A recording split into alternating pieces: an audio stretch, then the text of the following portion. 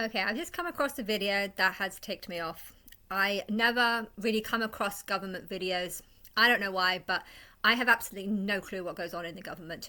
All their, I don't know, standing, talking, it just sounds like kids arguing in a playground. So I pay no attention to it. I have no interest in it. I don't like how you have to listen and listen and listen and listen just to try and work out what they're talking about because I have no idea. I hate listening to it. It actually angers me how they talk in a way that's just really hard to understand what it the fuck it is that they're talking about. And I haven't done it that much, but the couple of times I've done it, it could take me 20 minutes just to try and work out what topic they're on. Like, I give up very quickly and I have no interest in it. I've never had any interest in it. I like watching the news. I feel the news gives me the facts or says it in a says it in a sort of user friendly way. Whereas whatever they're talking about in government, I don't know. To me, I think it's just people trying to make £200 an hour by talking garbage. But I feel like the government seems to have this sort of belief that anything they do is known by the public. So if they make laws, if they make orders, it almost feels like they just automatically assume what's going on. And the whole disability benefit thing, it is annoying me because I did not know it existed. I did not know PIP existed until my sister made a claim for it 2 years ago. And looking back on it, it's very annoying because in 2013 I found out that I was God. I started linking to the TV and to things that I was online, and I would say things, and then the singers would start doing things, and it felt like Martin was working for Sony Vegas or Sony Productions, and he told a bunch of people. Somehow people had found me, that I was convinced that they even perhaps even put cameras in my room so that they knew what I was going through, they knew what I was doing, and often I would be saying things and then I would look to see what they're posting, and it would be in line with whatever I just said. So it almost felt like they were reading all my posts. But even before I started making posts, because I wasn't really making many posts in the first year, but it felt like, I was saying things online or to Martin, and it felt like he was passing them on to something. So I was convinced that people knew about me. There was a whole group of people who knew about me from the beginning, and I had 50,000 in my bank. I was saving up to buy a property. It was becoming obvious that I couldn't afford that, but I was convinced I was God, that people were going to help me. I therefore didn't need to work. My granddad had died 6 months before I found this out in 2012, and I was waiting. I was told that I was going to receive £20,000 soon, and I got it by the end of by the end of Christmas. So, I was happy to just say, right, for the next 2 years, I'm just going to live off this money, and I'm going to focus on my new role as a god, where I try and just work out what's going on in the world. I'd never taken an interest in politics because just boring people with ugly suits. That's all it was to me. People talking jargon, people that didn't make any sense, people that you listen to all the words and you'll just get confused with all these massive words that you won't have a clue what they're talking about or what they're trying to say. And I still can't understand it. So I have no interest in politics. I don't understand who's running it or I can never remember the president. Keir Starmer, I've remembered it this time, but it takes a while for me to remember who's president. Or prime minister, actually. It's president in America, prime minister in England. I always get that confused too. But yeah, so I have no idea, but I just came across this video, and I guess I want to just talk about it. Errol Graham was a 57-year-old granddad and a former amateur footballer. When bailiffs came to evict him, they found his emaciated body in a freezing flat. No gas, no electricity, no food. Only 2 tins of fish, 4 years out of date, remained. He weighed just 4.5 stone. A coroner ruled his death as starvation. Errol suffered from severe social anxiety. The DWP knew this and still cut off his only source of income. As his daughter-in-law said, he would still be alive. He'd be ill, but he'd still be alive. His death was not a tragic exception. It was a political consequence. Okay, she said his was not a tragic exception. It was a political consequence. I don't know if you heard what they said, but it just said there was a person, Ian or something, who was found starved in a house, and they only had some tuna from 4 years ago. I don't know, he suffered from anxiety. Now, to extreme social anxiety. Now, to me, extreme social anxiety is where you hate the world, you hate the world and the people in it and everything. You know, I probably suffer from extreme social anxiety because I can't even say the word. I can't. The thought of being around humans just makes me feel sick now. Like I really don't like humans at all. I think I see humans as being kind of rats mixed in with robots, mixed in with people I just don't understand and can't understand. You know, I think I suffer from this, and if I was to choose to say, right, I'm not going to eat ever again, I'm just going to starve myself until I'm 4.5 stone. Okay, I'm 8 stone, and I'm finding it really hard to actually get under that because I keep getting attracted by donuts. But yeah, donuts. However much you try and starve yourself, if you're eating donuts, it's kind of hard to starve yourself. But I can understand how he would feel. He's suicidal. This doesn't mean that his claim was the reason why he's suicidal. I mean, cutting his claim, I would actually say is a good thing, because clearly this guy wanted to die. This guy has extreme social anxiety, has trapped himself in a house, wants nothing to do with society. I think it would be better for him to die than to live in this position. And therefore, I think the only thing that really could have helped him would be to let him die. He obviously wanted to die. He's not eaten for months to get to 4.5 stone. I don't even know how you'd get to 4.5 stone. It would take me months. I'd have to not eat food for months to get down to that stone. So it's a horrible story. It's a horrible, tragic story. If I go a week, I'll probably get down to about 7. But I don't know if that would even be.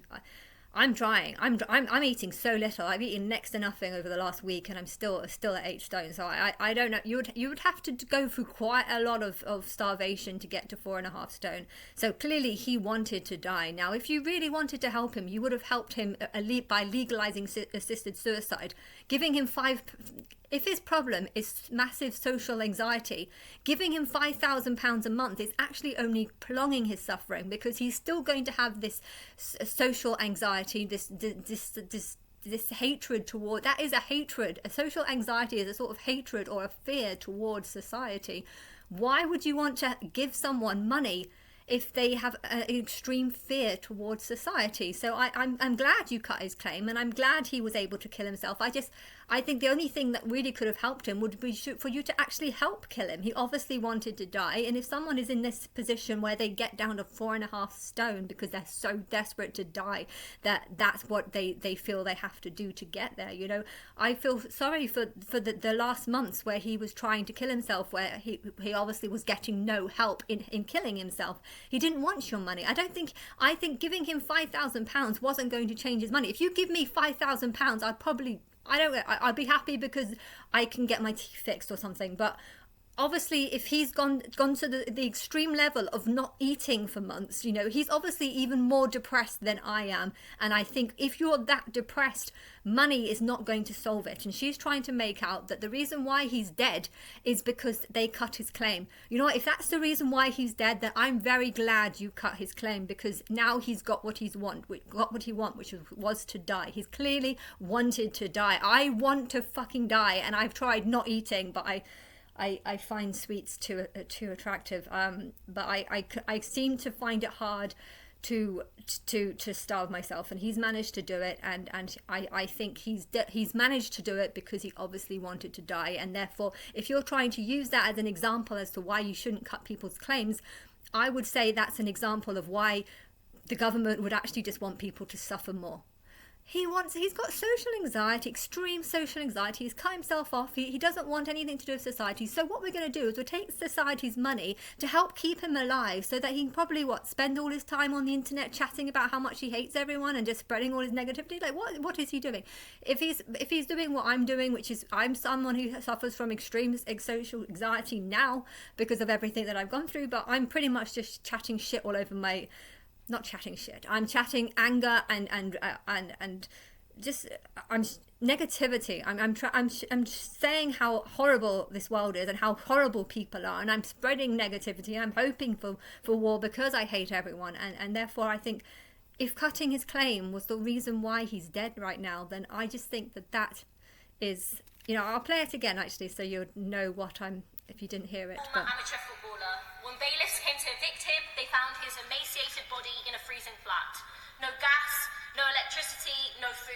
Only 2 tins of fish, 4 years out of date, remained. He weighed just 4.5 stone. A coroner ruled his death as starvation. Errol suffered from severe social anxiety. The DWP knew this and still cut off his only source of income. I think if someone suffers from this, they are better off being and are willing to go to that level, to have no electricity, cut it off. You know, I barely had any electricity or gas this winter because I want to die. If cutting my electricity is going to help me get a cold so I can die, you know, that's a good thing. You know, I know how he was feeling. And I think it's stupid to just think, oh, if we're just going to give him £5,000 a year or just give him a bit more money, then he would be happy. No, he wouldn't be happy. He would still be depressed and he would still live with the condition. His daughter-in-law said he would still be alive. He'd be ill, but he'd still be alive. His death... I think people that have this condition, to see them as being ill actually just makes them feel worse. If I say I want to kill myself and you say, oh, because you're ill, I want to slap you. I want to kill myself because I hate the world. I want to kill myself because I know I'm God and I know no one gives a shit about me, and I know I've got millions of people claiming that they know who I am when they don't, and I've got loads of problems, but I am not ill. If you think I am ill, then I hate you. I hate you. And the government's just being like, he's ill, he needs £5,000. No, what he needs is a new life. He obviously needs a whole new setting, a whole new body, and maybe better parents, or maybe, you know, why is he depressed? If he's depressed because he lost his kids, he's lost his parents or lost his kids or whatever, like, no amount of money can fix this problem. And therefore to think that giving someone PIP is going to make them better, it's not going to, and it's just stupid. It's not a tragic exception. It was a political consequence. In 2017, Jodie Whiting took her own life. It's not a political consequence. But thinking that it's a political consequence is the government just saying, you know, it's our fault. We need to do better because we're the saviors. No, it's not the saviors. If someone's depressed and suicidal, it probably has nothing to do with the government and everything to do with that person's life and the shit that they've had to put up with. And to think that it's the government's fault is almost the government just saying, you know, we could have helped him. We have to be the savior. No, this guy wanted a better life. Okay. A fit for work test while she was hospitalised. Stephen Smith was denied benefits despite being gravely... So there was another one who got ill and was denied benefit when she was in hospital, and she ended up committing suicide. Again, many people commit suicide, and you can't just say that if someone's committed suicide, it's because they didn't get a benefit claim that they could have been access to. And even if they had have got the benefit claim, you know, there's no guarantee that she would still be alive. There's no guarantee that she wouldn't commit suicide later on. I know my sister's father of the second child, he committed suicide. Well, he tried to commit suicide first. He was found in a bush, and he was apparently drinking and lying in that bush for 3 days hoping to die, and it didn't work. He ended up being found and put in hospital, and they let him go a week later, and then he killed himself 2 weeks later. So just because someone's in a bad position, that doesn't mean that saving their life is going to save their life, because, you know, a matter of weeks, months, years, it could end up doing the same thing. And it's almost like just saving lives is the only thing that this woman seems to care about. And it's a little bit annoying, because saving lives should not be the government's goal. It should be making lives happier, better, and helping people who want to be helped, but not just wanted to help, who deserve to be helped. And he died in 2019. That's just another random one. Someone was ill and died, didn't get any claims, and died in 2019. There are plenty of people who have an illness who don't get any benefits and then die. That's part of having an illness that's deadly, particularly, means that you might die. You might get cancer. You might have to put up with it for a few years. You might not get any benefits. Does everyone know about these benefit claims? Because I didn't even have any clue that these benefit claims existed, except for my sister's ex-husband's mother did make claims. She has a mobility scooter. She has a nice house. I don't really know anything about her financial situation, but I know that she could get free dishwashers to people to come to her house to help wash her dishes. And I know that I've always felt that was unfair, because this woman just seems weak. She needs to go to the gym. She needs to exercise a bit more. She needs to get a job. She needs to... I don't know what's wrong with her. There doesn't seem to be anything wrong with her other than her just lack of ability to want to do things. I mean, that kind of is what it feels like to me. I mean, maybe there's a condition or maybe there's not, but with her case, I always assumed that not many people are making these claims, and that it's just something she was able to get, and it's made her weaker. I've always thought that it made her weaker because she started claiming this sort of I'm too weak to work kind of claim, and that's how I see benefits, just something that people kind of lie about, and it actually just puts them in a worse state because they have to go to prove that they are mentally ill or something, or unphysically well. They need to go somewhere and talk about why they're incapable of working, and I kind of just assumed that. I did the dole for a very long time, and during this I was making £50 a week, and every single week they would make me show up at this thing, and to just talk about all the jobs that I've tried to apply for and why I can't get work and stuff, and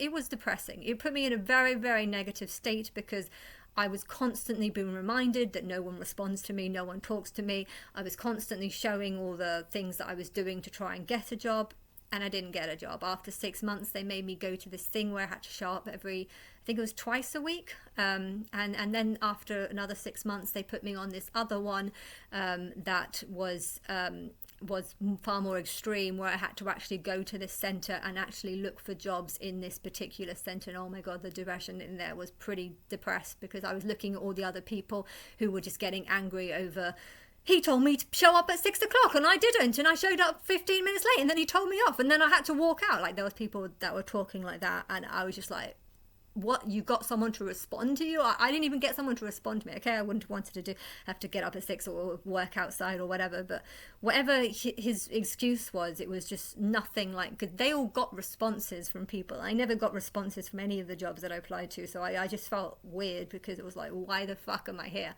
I wasn't like anyone else in that. There was a couple of people, actually. There was a couple of people I met who seemed to be going through the same thing, and therefore, for them, because of them, I felt that it was just normal. But I don't know.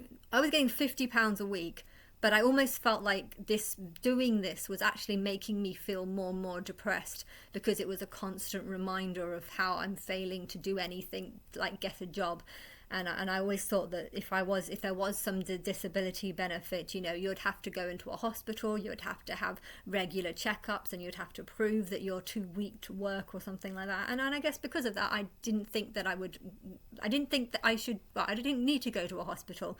I believe that I'm God, yes, but going to a hospital where I talk to a doctor about how I believe that I'm God, and that person just look at me like I'm mentally ill, when really I think they're mentally ill because I can't understand why they wouldn't think, oh, she thinks she's God. Okay, well, let's look up Facebook. Let's see what she's having, what kind of conversations she's having, and let's see if there's any truth to this. You know, none of the doctors that I would speak to would think like that. So I realized that going to a doctor weekly and proving that I'm mentally, you know, well, but God, and I don't know why I can't get to work. You know, I couldn't keep doing the dole, and I found massage, and massage gave me money, and that was enough. But I had money. I had money. I'd managed to make 50,000. It was going to go towards the property, but I was convinced that because people knew that I was God and were watching me or whatever, watching my posts, I thought they were going to help me, and I was wrong. But names, they are the human cost of decisions made in this space. Decisions that's the thing about the government. They think that what they do is so important that it affects the lives of everyone else, and it's just like, yeah, it does.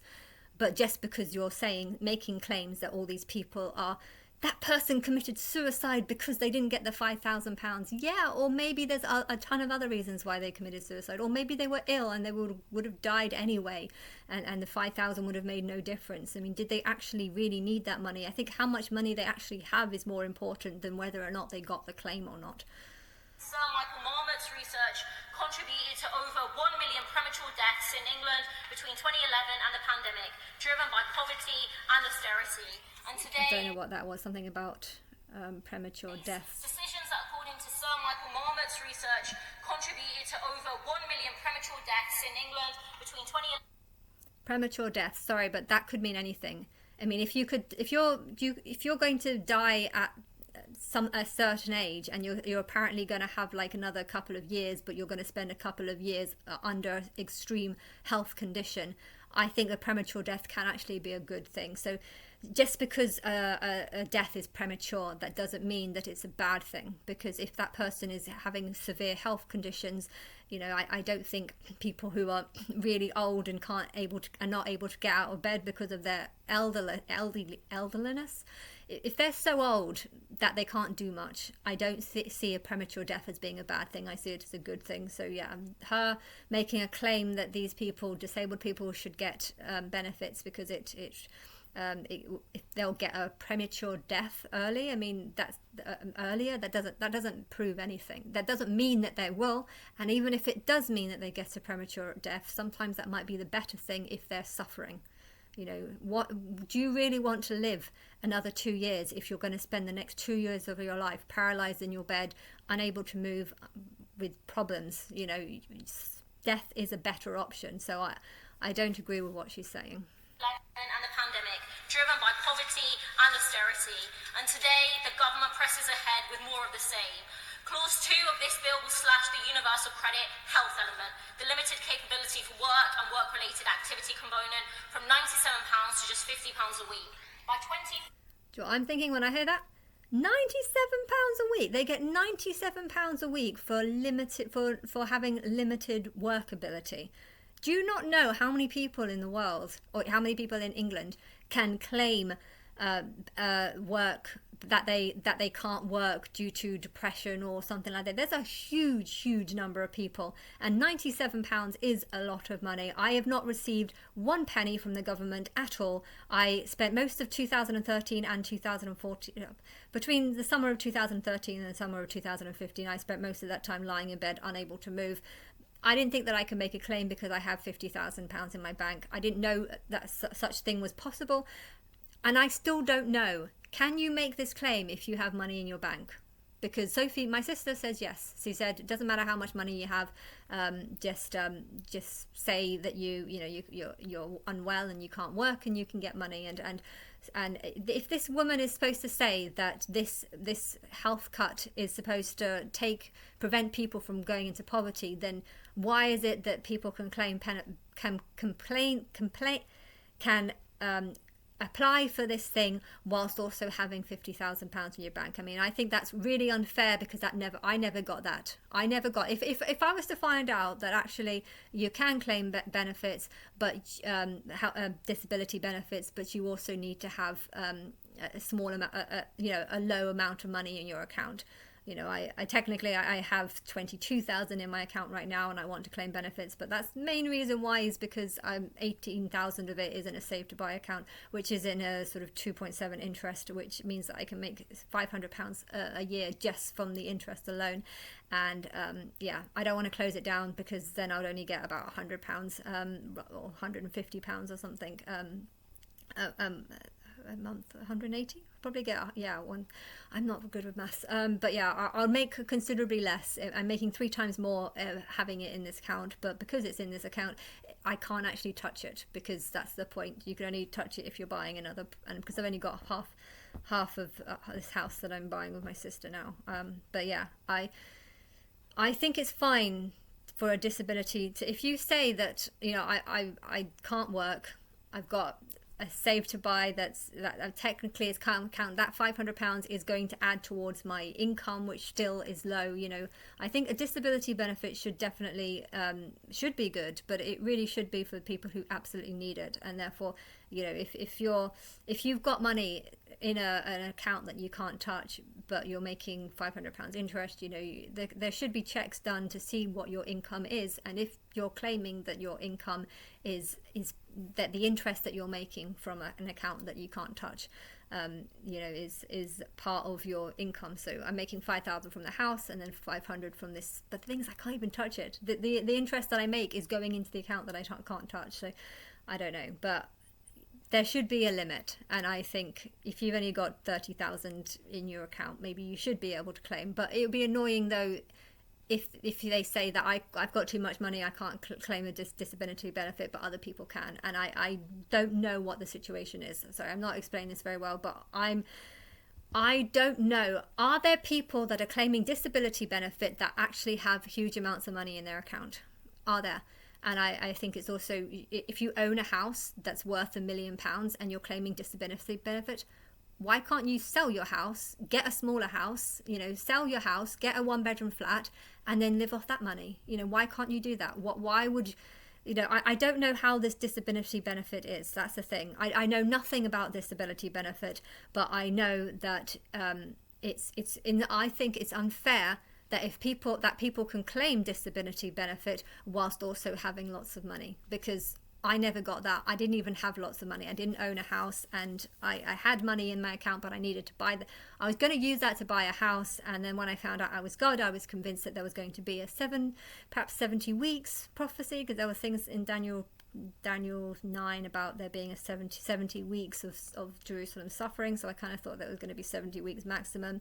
70 weeks then passed, and I thought maybe, I don't know, 3.5 years. That was when I started to worry, because it was like, well, I'm going to run out of money if I do this. But I did live and work for. It didn't work. I started working again to try and I didn't want to get less than 50,000, because I knew if nothing did happen after 3.5 years, I would need to buy a house and I'd have to move to Birmingham or somewhere. That was always the plan. But yeah. What is this benefit? I have no idea what this disability benefit is.